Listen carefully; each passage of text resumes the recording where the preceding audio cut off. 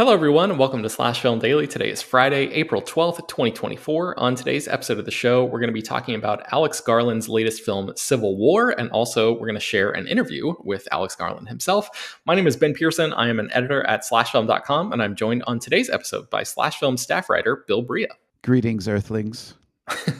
Welcome back, Bill. I thought it would be fun to talk to you about this new movie from Alex Garland. I think if we can set it up this way, I'd like to do like a little bit of a spoiler-free, sort of broad conversation in the very beginning, and then we can get into some spoiler stuff, and then we'll share an interview that Jacob did with Alex Garland in the back half of this show. So I guess let's kick things off. Just general thoughts, sort of broad, big picture takeaways. What did you think about this movie, Bill?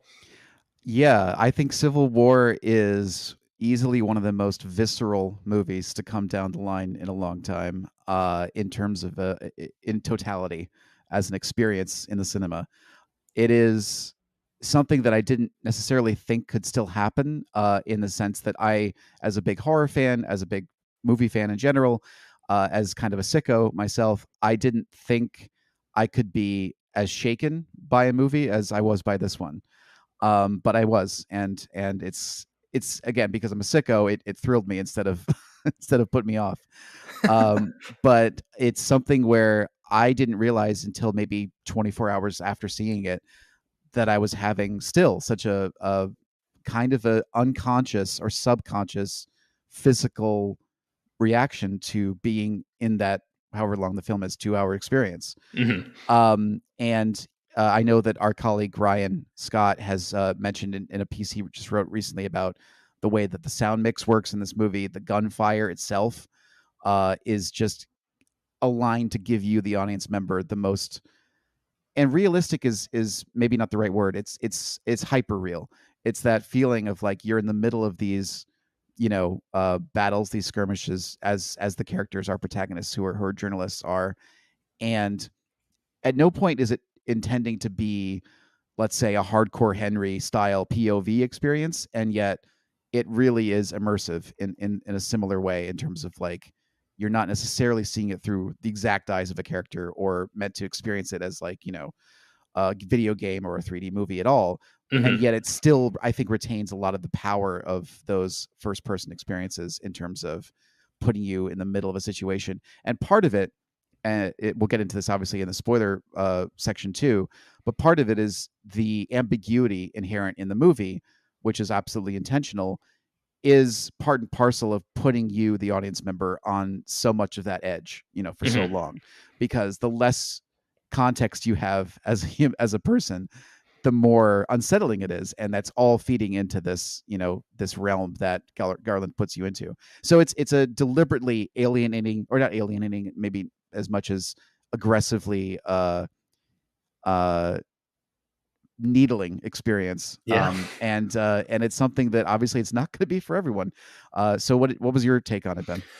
I literally just got out of the theater, like 10 minutes wow. ago. So Wow. I'm like I honestly couldn't even really tell you if I liked the movie yet or not, because it's a lot. I mean, as you know, you've seen the movie. Anybody who sees this movie will be able to tell you it is a lot. And especially like just walking out of it, that kind of shaken feeling that you alluded to. That's my primary emotion right now. I'm not quite sure what I make of it as like an intellectual exercise or any of that yet. I'm still just like experiencing it on that visceral level, but I can tell you like one specific thing that made an impact on me, and that is that I found there to be a real artistry to the construction of the movie that you really feel as a viewer. And what I mean by that is there's artistry in the construction of every movie. The script transitions from one scene to the next. The editing cuts from one scene to the next, blah, blah, blah. But most of the time, you're not really asked to think about those transitions. And here, Alex Garland and his team of collaborators, they really underline several sequences by transitioning from moments of almost serenity to extreme chaos, just dropping you straight into the middle of a shootout or a firefight or something like that with really no warning. And there's like a deliberate choice there to sort of shock you awake as an audience member and keep you on your toes, but also like this sort of artistic choice that fits in with the themes that he's exploring here. You know, the perils of war and the extremity of violence and the fact that bullets don't really recognize lines on a map and all of that stuff too. So I just was really drawn to and impressed by the way that the movie um, chose how to drop you from one scene into another, if that makes any sense. Oh, it makes total sense. And I think that you're hitting upon something that is really unique to this film.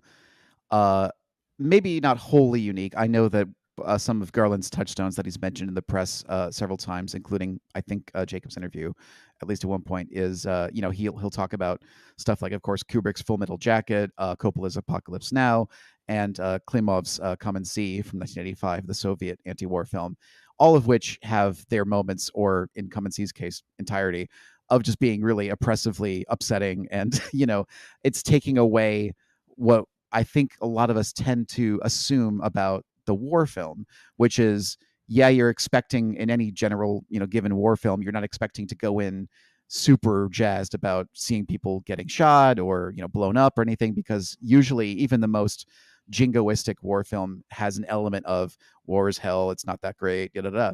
And this, really goes a step further than a lot of war films we've been used to in the last, couple decades, even if not, longer than that, which is repositioning it to be the most horrific experience possible. Uh, Mm-hmm. and yeah, again, speaking as I would consider myself primarily a horror fan, you know, with the horror genre, there is that unspoken tenet between audience and filmmaker of like, you're here to get scared. We know you're here to get scared. So it's going to be a little bit of a haunted house kind of fun thing. Maybe we'll push your boundaries, but maybe not too far, sort of thing. I feel like there's maybe a social contract with the war film that American or Western audiences haven't really been exposed to as much. And this really recontextualizes that. Yeah, yeah. Okay, so I want to. There's so many like spoilery things that I want to talk to you about. Anything else that we should mention before we dive into spoilers? Like any last, I guess, last calls for people who might not or might be like on the fence about whether or not they should see this. What would you say to people like that? I would say absolutely know your limits in terms of how much, you know, seeing images upsets you, in terms of violence, in terms of visceralness, in terms of obviously I think honestly something you should consider is lack of context. If it's going to upset you that you don't quite have the lines demarcated in this movie about who are the quote unquote good guys and bad guys, who are even the conflicts, people involved in the war itself, Hmm. if that's going to be too upsetting to you, then you probably don't want to have this experience. But if it's intriguing, if it's thought provoking, if it's something that you want to go into, I think you're going to come out shaken, maybe, but ultimately thrilled to really have such a unique experience at the cinema that I again, I'd have to go back to those films I mentioned earlier, in terms of having something with this context and this genre, to come along in a while. Yeah, it really does feel special that A24 put this movie out in the year 2024. I mean, I know that we have an election coming up and all of that, and that was kind of like what I was thinking of a lot when I saw the trailers for this movie of like, oh God, I don't know if I want to sit through this in an election year. But I will say, to the movie's credit, I didn't think really that much about our modern political landscape very much. I was Right. very immersed in this world and this sort of alternate reality that Garland had created. Whereas before, I was really dreading like, oh God, I'm going to be drawing parallels between this character and this real life figure and all that stuff. And I'll just say that for me, the movie was so effective that I kind of closed out. I mean, of course, there are images and certain things that it's like inescapable to think about, but for the most part, I was very mesmerized by what he had here. So if that was a fear for you going in, like it was for me, take my experience with a grain of salt. But that's how I went into it and came out of it. So okay, let's get into some spoilers stuff here, Bill. There's two All scenes that I right. want to talk to you about. The Winter Wonderland sniper scene, I just found to be like incredibly tense. What a fantastic, just Mm. really small scale like piece of storytelling. I just thought that was like exceptionally well done. Did you have any thoughts about that scene? Yeah, I love again, there's a I obviously would consider Garland a genre filmmaker, and typically up till now he's dabbled mostly in science fiction, little bit of horror as well. Um, I think he's more, the type to introduce horror elements into a science fiction premise rather than the other way around. But uh, I one of the aspects of that scene that's so great is the perverseness of how it is incredibly tense, it's incredibly claustrophobic, and yet it's taking place in this huge open field in bright broad daylight. Hmm. So it has the incongruity that the rest of the film has as a theme, but maybe that's the scene that's best of the best visual exposition of that incongruity, where in normal life you would look at that setting and go, oh, I'm fairly safe here, and it couldn't be further from the truth. Even the fact that it's decorated with all of these holiday Christmas trappings, Yeah. which of course is typically coded as, oh, here's comfort, here's warmth, here's home and hearth and present giving and cookies, and yet people are being sniped at. And the Yeah, fact and that you I don't don't even know. see the sniper too. That Yeah, speaks oh, to he what you were never, talking yeah, about before. Yeah. he's a disembodied, almost omnipotent threat. And ultimately, when he or she, we have no idea, but this person is taken care of at the end of the scene so that our protagonists can continue their journey. We never see their body. We never see how many of them there were. We assume it was just one. Hmm. So it's this nebulous threat, which again is used in the scene, to extrapolate, this major theme of the movie, which is when Joel, when Wagner Moura's character, who is the more writer type of journalist as opposed to Kirsten Dunst, Lee Smith's photojournalist, and Kelly Spaney's as well. Joel asks, these soldiers who are firing back at the sniper, like, well, how did this start? Like, who is that or other person out there? Who are you guys? Who's representing what side? And they say essentially, well, it doesn't matter. Like we're trying to kill the person that's trying to kill us. Right. Yeah, and Yeah. it's almost like ideology has gone out the window. Like it doesn't even really matter what they're fighting for at that point, too, which I think Yeah. is what the movie kind of focuses on as well. So, the Jesse Plemons thing, we got to talk about that. I mean, that Oh scene yeah. is like so viscerally upsetting, and like, I mean, obviously, there's like the real world. This is what I was talking about, where like there are some aspects of this movie that you kind of can't put the real world out of your mind, and like, Mm-hmm. um, him asking people where they're from and all of that, and then just shooting these people. I mean, it was just like so brutal and so upsetting to watch. And like, I can't, it's one of the most upsetting things I've seen in a long time on screen, Bill. I know that this movie is not like, we talked about what Eli Roth Thanksgiving, where like, Yeah. Yeah. things like very over the top violence or whatever, but this is like disturbing in a very real way, and just kind of rattled me to my core seeing this scene. So what did you think about this? There, I'm gonna pull from my real life here.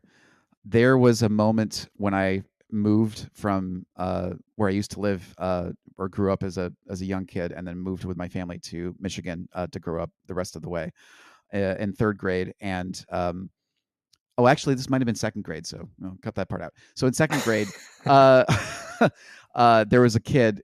He came up to me on the playground one day. We had never met, this kid and I, never interacted before at all. And this kid, point blank, just said to me on the playground one day, "You owe me $5." And at first, I was like, "Well, that's ridiculous. We've never met before. I don't have any standing debts with you. I don't owe you any money." And he said, "Now you owe me $10." And I'm like, "Why is it going up? What's happening here? Am I suddenly on the hook for $10? I don't have $10. Where am I going to get $10?" And he said, "Now you owe me $15." So for him, it was this kind of sick, sadistic little playground game. Hmm. And at that time, I, as the victim, did not know how real he was playing it in terms of like, did he really expect me to give him money? Was he just trying to tease me and get me upset?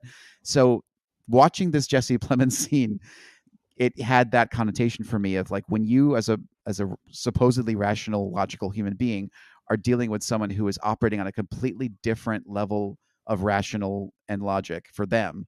Hmm.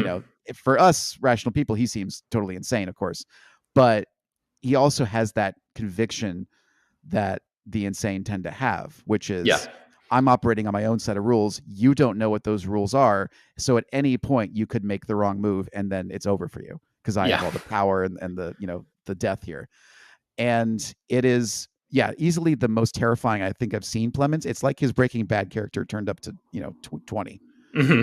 It's crazy. Yeah, and I think also like obviously the racial dynamics at play. you and I are a couple white guys sitting here on this podcast talking about Oh it, so we're yeah. going to have a different experience than a lot of other people who watch this movie. And I mean, fortunately for us, unfortunately for society at large, this scene is going to resonate in a much different way with a lot of other people too. So, we gotta underline that for sure. But And the I fact think that it's taking place, the entire scene takes place next to a mass grave, which yeah. eventually, Jesse's character falls into and has to experience that uncanny valley of like, I'm with these corpses and yet I'm not, and yet Mhm. am, that strangeness as well. It's in a movie full of upsettingly visceral scenes, it might be the most. Yeah.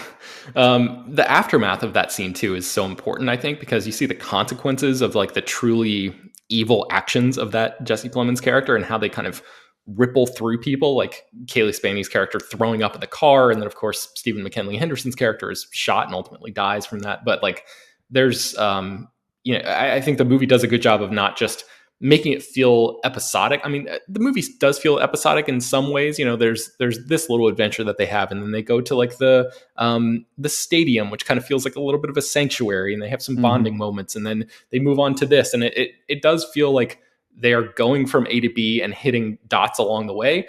But I think by showing the immediate aftermath of the scene and not just cutting away and picking up the action hours or days later or whatever, I think that really contributes to the power of the scene, right? Like by really like sitting in that moment and letting these characters feel the experience and the wave, the aftershocks almost of what they just went through.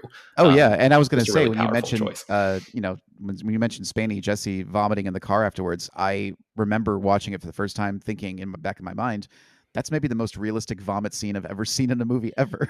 Yeah. Which is a dubious honor, but it certainly speaks to how verisimilitude-ish this movie is in terms of. I know I just made up that word; it's fine, but it's something that had that moment been just a little bit more inauthentic or plastic in terms of the usual thing we're used to with vomiting on screen, where it's like, oh yeah, it's the pea soup or whatever. It had that resonance of like, oh god, that really just happened. Yeah, yeah, it feels human in a way. Mm. So I guess I'm trying to think of.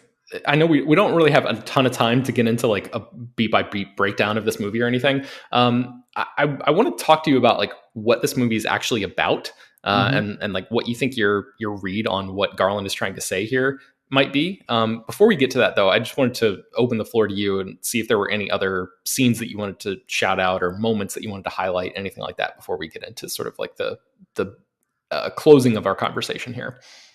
Yeah, well, I think I'll use it as a gateway into this final topic, which is one of the, I think, maybe the most surprising scene when first watching the film, but in retrospect is not at all surprising that it's included, is what I would call the Oasis scene, where kind of in the middle of the film, kind of in the middle of their journey, they come upon, they being the journalists that are traveling from New York City to DC in the press van. That's the general scope of the movie's road movie journey. In the middle of that, they come across this town, which, unlike everything else that they've been seeing and will be seeing later on, where the America has been turned into a war zone, not unlike what we're used to seeing in sort of a post-apocalyptic movie of just cars strewn around the highway, abandoned, and all that stuff. In the middle of that, they've come across this town which looks completely harmless. It's kind of almost 1950s perfect, and it's manicured lawns and everything, and people blissfully going about their days. And they end up at a dress shop on Main Street of that town. And Joel, again, wanting to interview people, speaks to the woman at the desk manning the shop and says, don't you know there's a civil war going on out there? And are you aware of what's happening? I mean, are you okay? Like, he's kind of trying to fish about, like, how is this possible? And the woman is essentially just shrugging and saying, yeah, well, yeah, we've heard about it. We just kind of keep out of it, you know? Hmm.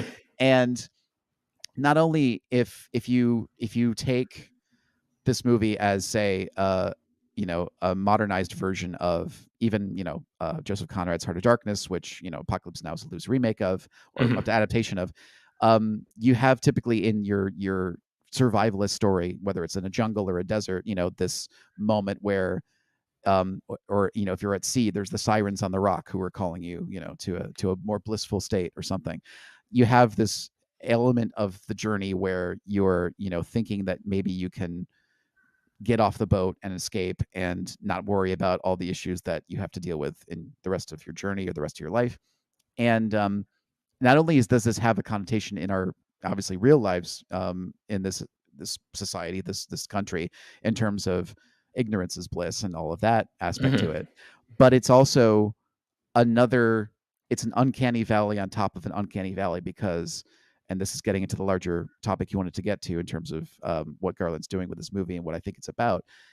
I think Garland as an artist, as a filmmaker, is someone who is always looking to transform the normal or the average or the assumed into the uncanny. He's looking to create a liminal space out of something that we tend to assume is average or not even worth mentioning. Mm-hmm. So obviously there's really some obvious really huge examples of that, like 28 Days Later being the movie that kind of resurged the zombie subgenre, even though they're not zombies, quote unquote, but whatever. We'll get that. That's another debate. But turning London into a post-apocalyptic state, and even the fact that Danny Boyle, the director of that movie, was shooting with DV cameras, making everything look really grainy and immediate and visceral. Was that movie's version of turning the familiar into the unfamiliar. And then you have something like Annihilation, which I think is strangely this movie's closest antecedent in his filmography, where you have this group of people venturing willingly into a strange land that they have to somehow understand and survive through and Mm-hmm. document and just observe, really, in order to figure out if there's any sort of coexistence going forward, Yeah. between the old world and this new world. Yeah, And so, 100%. yeah, so I really think that Garland, I mean, there's been a lot of, obviously, you're going to see a lot of debate continue over this weekend, if not the next several months or years, depending on how long it stays in the conversation, about what this movie's relationship is to, modern day politics, what this movie's relationship is to America itself. I don't know how much Garland was really conceiving of that, and I know Jacob's interview, what he says in that interview, goes into a little bit of that as well.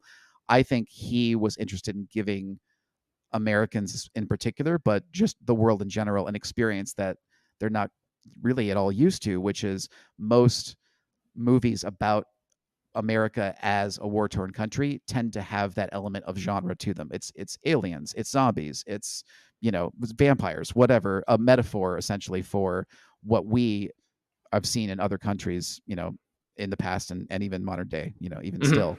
So it's giving us privileged Americans the experience of what if our country was like those. It's not necessarily a comment on like whether that's good, evil, right wing, left wing. It's just sort of this, here's what we haven't had to deal with yet, and we may have to in the future. Who knows? Yeah. Yeah. And I think that goes back to it being like designed to be kind of an upsetting experience, on Oh yeah. Garland's part. For me, like in some ways, I feel like this is a movie kind of about passing, like about a passing of the torch almost between generations, and how like even on a Oh yeah. smaller scale, that can be a violent thing. Like institutional knowledge can be passed down, but there can be personal and individual human costs to that. Like in this movie, there's literal violence, with the gunfire and all that kind of stuff, but it can apply to a bunch of different fields and jobs. And maybe it's just because this movie is about journalists, but I thought a lot about our industry and like the tumultuous changes that it's gone through in the past handful of years, most of which have been terrible, Big time. and like the violence that those changes have wrought on many of our former colleagues and friends. And I think this movie is kind of, it's big enough to work as this straightforward surface level thriller about journalists trying to track down a president, interview him during this conflict, but it's also big enough, I think, to contain all sorts of different interpretations and readings into it. And like the passing of the torch between Kirsten Dunst's character, who's Kirsten Dunst is great, by the way. We haven't really said Oh that, yeah. and haven't really had a ton of time to talk much about the performances. And unfortunately, we're running running very low on time, so we don't have time to really get into it. But she's awesome. Her, the passing of the torch between her to Kaylee Spaney, and that the arc of that character or that dynamic, and how that plays out in this movie, that stuck out to me as like one of the big talking points or one of the big sort of thematic explorations that he was getting into here. But I feel like Garland is one of the best modern filmmakers at making movies that people can talk about and have reads on and have takes on that are like wildly different and still feel like you're right and justified in thinking that way. You know, like there are a lot of directors just make movies that don't have the space for that kind of stuff. And I feel like Alex Garland goes out of his way to put the space into his movies. So I always appreciate that from him. Oh yeah, I absolutely. I think one of the dissonance that people have trouble with him is the fact that he is so deliberately open in that way. Ambiguous is another word I guess we could use. And it's something that we're not used to with our auteurs, you know, where usually when you think of an auteur, you think, oh, they have such a huge, specific, particular view on the world and people and, you know, their characters and their genres and their tones. And I think there's a lot of consistency in Garland in the way that most auteurs have that consistency to them and their work. And yet, as you just said, there's so much room to put yourself in there, the individual viewer. And, you know, that's going to be frustrating for some. Okay, Alex Garland can be kind of a prickly interview subject. I interviewed him several years ago for Annihilation, and he was somewhat intimidating, but I think Jacob had a really good conversation with him, and there were some really good observations and anecdotes in this that I'm going to be thinking about for quite some time. So here is Jacob's interview with Alex Garland.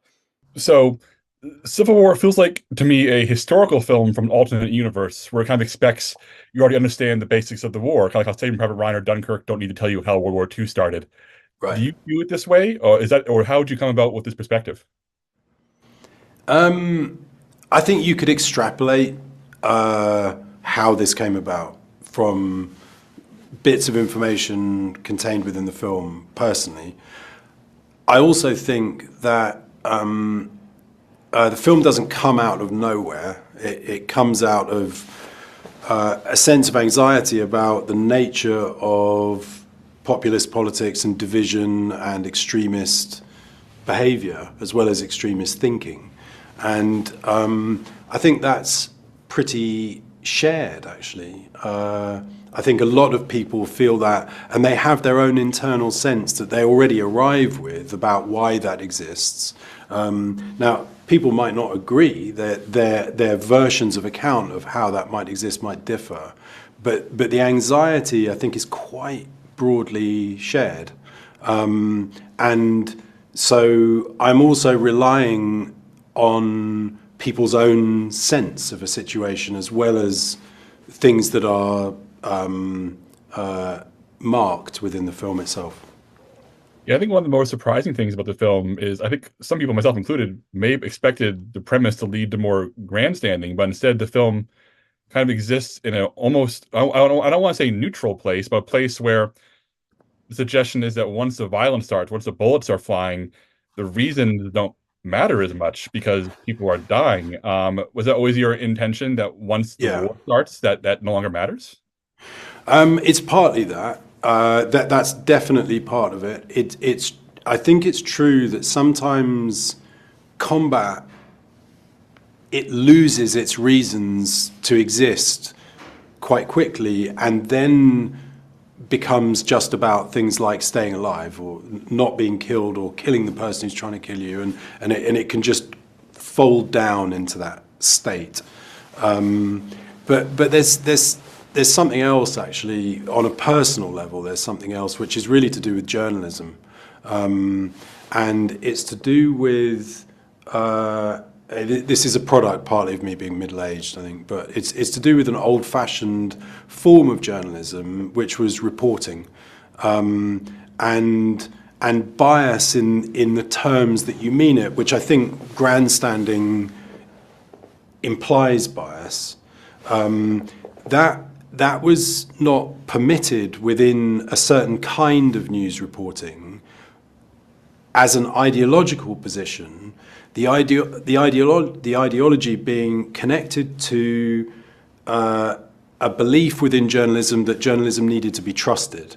And so if it was overtly propagandist, it would be defeating its own aims. And its aims were societal. It was to be a check and a balance and holding a government to account.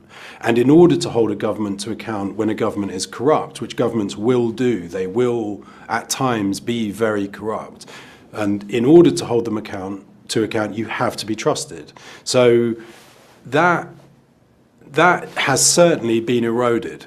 It's been eroded because it's been under attack deliberately by politicians who seek to erode it for their own reasons. I think also social media has accelerated and changed the terms and the space in which journalism sits. But it's also because many journalistic institutions have completely abdicated that responsibility and have tilted hard towards bias, which means tilting hard towards propaganda. And they do that because they're trying to maintain an audience, and the audience needs to be maintained as a relationship with advertising, so money. And a consequence of that, there are various consequences, but one of them is they might be trusted by the choir they're preaching to, but they're not trusted by any of the other choirs. And so a generalized sense of distrust in journalism starts to exist. So that concerns me. I don't like it. I grew up around journalists. I know they can be spiky or conflicted or compromised or any number of different things, but that we really need them. And there's a difference between the role they play and what they might be like as individuals. They're just not the same thing. And I want to trust journalists. So the film attempts to function like old-fashioned reporters. And in a way, what old-fashioned reporters would do, not that they don't exist anymore, they do, it's just they exist surrounded by this noise which diminishes their traction. What they would do is, in a sense, say, this is what I observed. And then it would be up to the reader, in the old days, or the viewer, to take their own meaning from that. But what they didn't do was distrust what the journalist was saying they observed. Do you see what I mean? Yeah, I don't know if I'm clear in that. But you are, and that reminds me of some of the moments in the movie that really stuck out to me, where the journalist characters are seen interacting with characters from all sides of the conflict. They share cigarettes, they embed themselves. There's no sense of this is the team we're rooting for. It's a sense of this is where the story is, we're going to follow it. Exactly, because as journalists, they would be abstracting themselves from rooting. They're not interested in rooting. They're actually, in fact, one of them comments on this at a certain point. Like, what we do is observe it so other people are asking questions in a certain kind of way. So the film is attempting to function something like that. Yeah, I think one thing that helps your case here is that you've talked about this in various Q&As and interviews already about the idea of not romanticizing the war. And I think, and not making it feel exciting. There really is a horror element to how the gunfights and the battle sequences play out, especially in the sound design. I would love to know the conversations you had in post with your sound designers and mixers to guarantee that those bullets never sounded exciting. They always sounded terrifying. I can say I'm actually very pleased you said that. The answer is that a gun sound is, in a way, terrifying. A modern automatic rifle or machine gun or 50 caliber machine gun, whatever it happens to be, these are machines that are constructed to kill. That is what they're there for.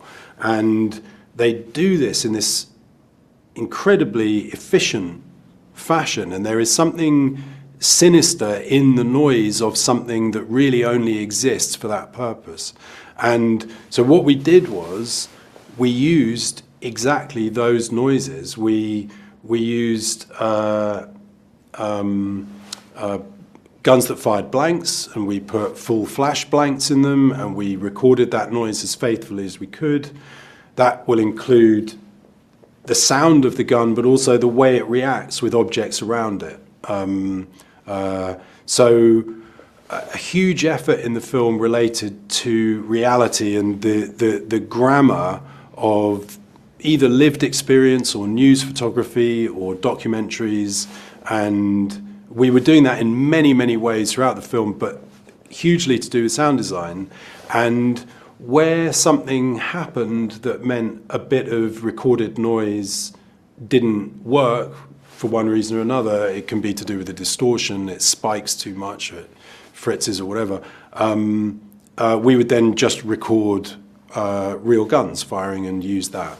So film sometimes will do little tricks to do with using sub-bass or extra noises. And what those extra sounds do is they slightly distance you from the stark, aggressive sound of an automatic weapon firing. That film has a way sometimes of being subtly reassuring within the context of action or violence. And what we did was, where possible, tried to remove those reassurances as much as possible. Throughout your filmography, there's this ongoing interest in the transformation and mutation of people, nature, technology. And in Civil War, where it's a transformation or mutation of an entire nation and society. Do you see this as a direct correlation or extension on your previous ideas, or is this, or do you view this as something new entirely? That's an interesting question. I think it probably relates to all of the others. And I think that the only thing is I'd probably frame it slightly differently in my own mind, for whatever that's worth, which is it's more about how subjective everything is, that we perceive it as being objective because we're seeing through our eyes and we're having our responses, and we attribute truth to those things, sort of factual reality to those things. But I think everything is just much more subjective than it seems to be. And actually polarization is in a way a demonstration of that. Because I think sometimes people in polarized states are not actually, I'm not talking about everybody, I'm talking about some people within polarized states, are not exactly bad people. They are just people who cannot conceptualize the other side of the argument.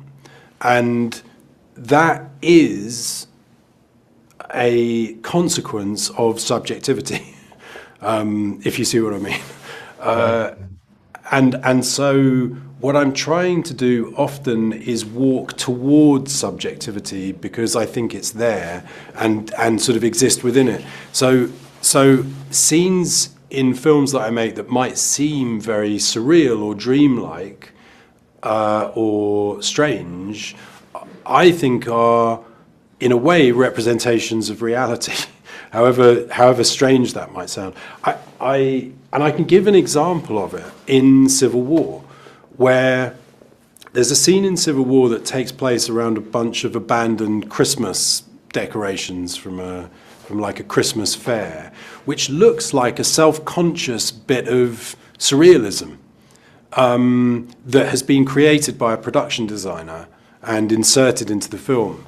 But actually, we found all that stuff abandoned in a field about 100 yards from where we shot it. We just dragged it 100 yards further up the road for various reasons.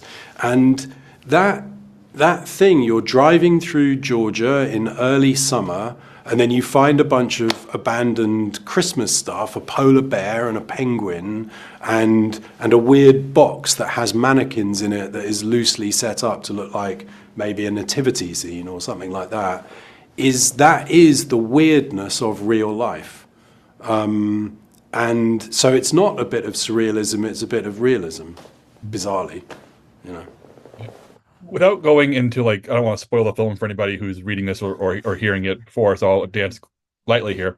But in a way, this film is building toward what feels like the most famous photograph in this fictional history. The film's climax is about a photograph and about a photograph that everybody in this alternate universe has seen. Every history textbook has seen all over the news. Everybody knows it.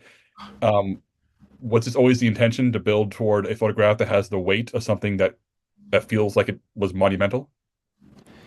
Do you know what?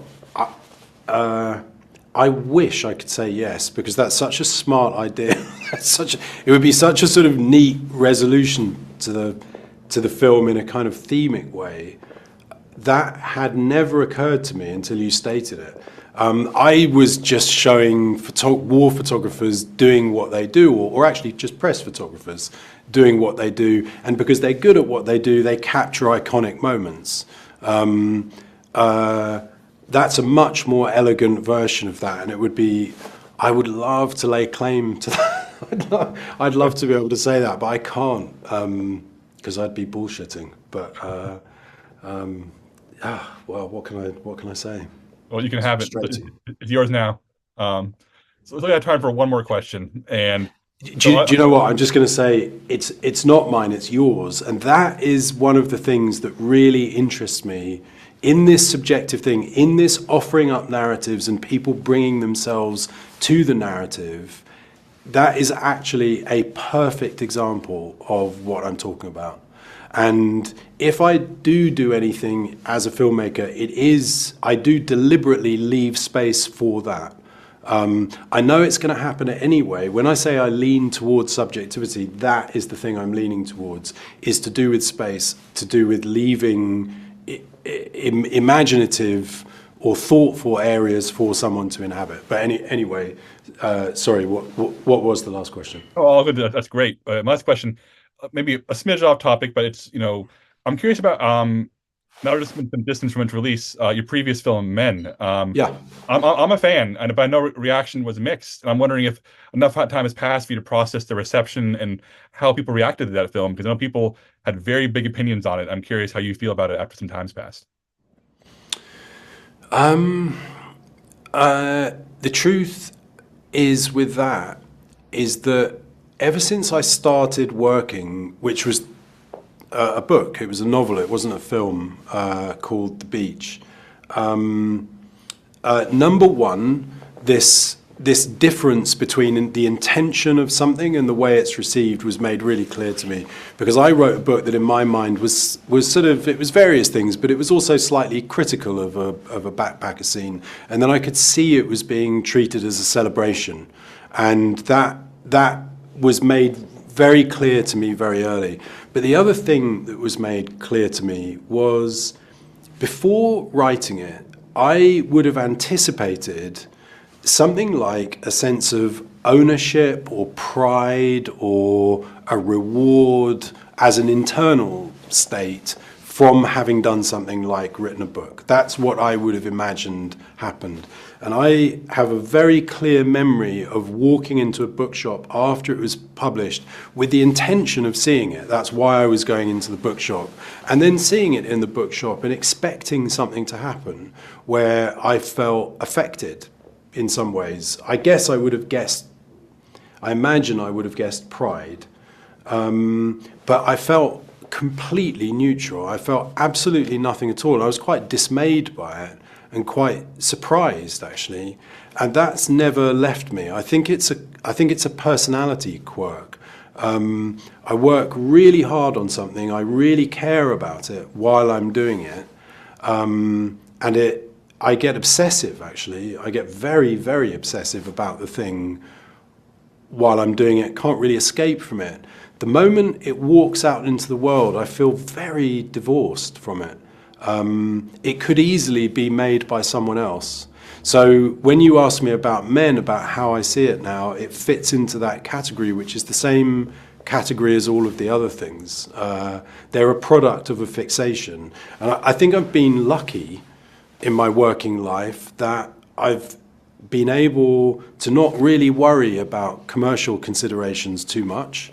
And I've been allowed by financiers to make some slightly odd projects that don't on the face of them make sense. So I feel very fortunate, but also quite separate, because the fever's broken. At the point it's done, it's like the fever breaks, something like that. All right, well, I'm out of time. Thank you so much. Congratulations on the film, and I hope the rest of the day goes great. Thank you very much. Thank you. All right, Bill, that's going to do it for today's episode of the show. Where can people find you and more of your work on the internet? I could be found on my /film page, Bill Bria, /film.com/Bill Bria, and all my socials are at Bill Bria. So check me out on Twitter. I'm not going to say X, Instagram, and TikTok. Okay, excellent. Slash Film Daily is published every weekday, bringing the most exciting news from the world of movies and TV, as well as deeper dives into the great features that you can find on the site. You can subscribe to the show on Apple, Overcast, Spotify, wherever you get your podcasts. Send your feedback, questions, comments, concerns, and mailbag topics to us at bpearson@slashfilm.com. That's BPEARSON @slashfilm.com. Please leave your name and general geographic location in case we mention your email on the air. Don't forget to take a minute to rate and review the show on Apple Podcasts or Spotify. That really does help us out a lot. Tell your friends about the show any way you can. Thank you so much for listening, and we will